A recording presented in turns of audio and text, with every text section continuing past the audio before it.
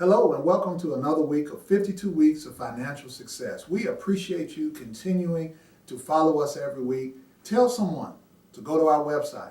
Tell them to follow us on our blog or here on our YouTube channel where they can get all of these steps that will lead them to financial success in 2013. Now we are up to week 5, and the step this week is to take massive action. Can I give you the secret to those who are financially successful?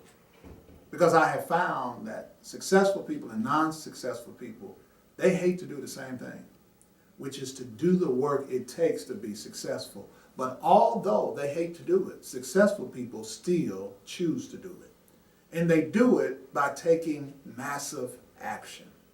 And so this year, there are 7 areas of action that I want you to take. First of all, when it comes to budgeting, many people do not follow a budget. Many people don't even know the first step on what it takes to have a budget and follow it. On next week, I'm going to show you the components of a budget, why you need one, and what your budget should look like.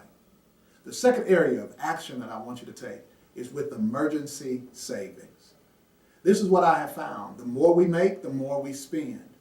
But no matter how much you earn, no matter what your job title is, you have to always have enough money for unforeseen emergencies.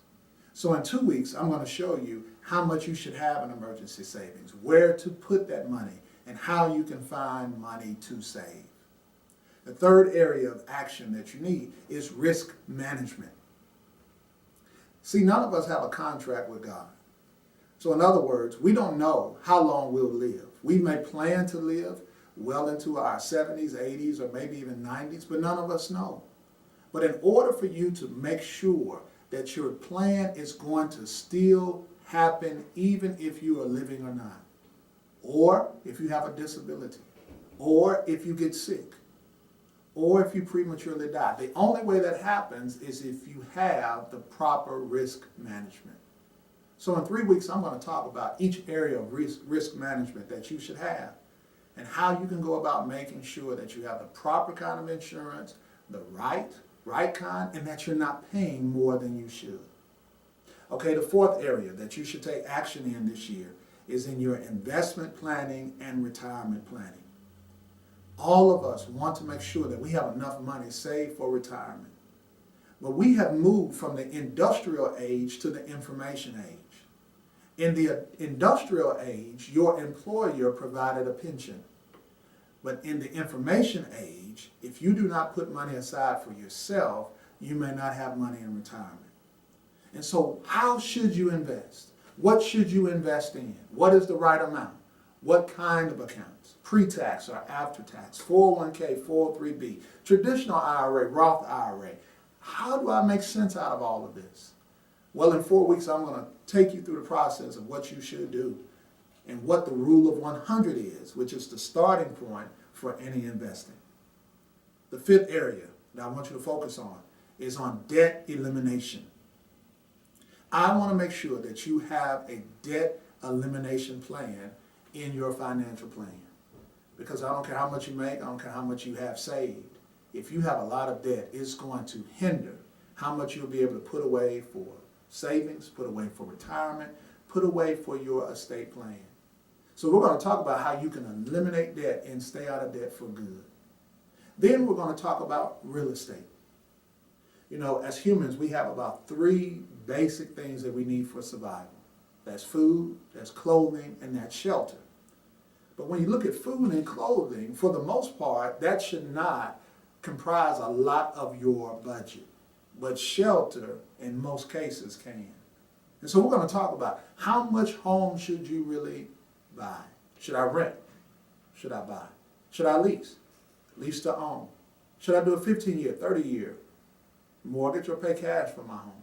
We'll talk about those things. And if you already have a home, you're working on towards paying it off, but you want to look at doing some real estate investing, we'll talk about those things as well. And then the last area that you really need to be concerned about is estate planning. Because no matter how well you save, no matter how well you invest, you can be debt-free, you can have all of those things in place. But if you do not have a plan for what will happen to your assets, what will happen to your estate, if you happen to become disabled, if you pass away, You need to have a plan because watch this, if you don't have one, Uncle Sam has one for you. So those are the 7 areas that you need to take massive action in. Now the good thing is I'm not going to leave you out there on your own. We're going to go step by step. So every week following this program, next week, starting with budgeting, we're going to go through all of the 7 areas that you need to be taking action in this year. Now let me give you your action tip for this week. Kind of like your homework. Of the 7 areas that I said, budgeting, emergency savings, debt management, investment planning, retirement planning, real estate, estate planning, I want you to rank all of those, all 7, and I want you to rank them 1 to 7, 1 being the highest of the area that you need to work on the most this year. So if you'd say debt management, savings, and retirement, then debt elimination would be number 1, emergency savings would be number 2, retirement planning would be 3, and so on. Because I want you to be laser focused on what you need to work on this year so we can truly have financial success. Well, again, thank you for tuning in this week. I encourage you, go to our website. If you have not downloaded our free chapter of our new book, go there now. It's charleswinfrey.com. Also spread the word, how they can tune in every week to this wonderful program. Well, until next week, we'll see you.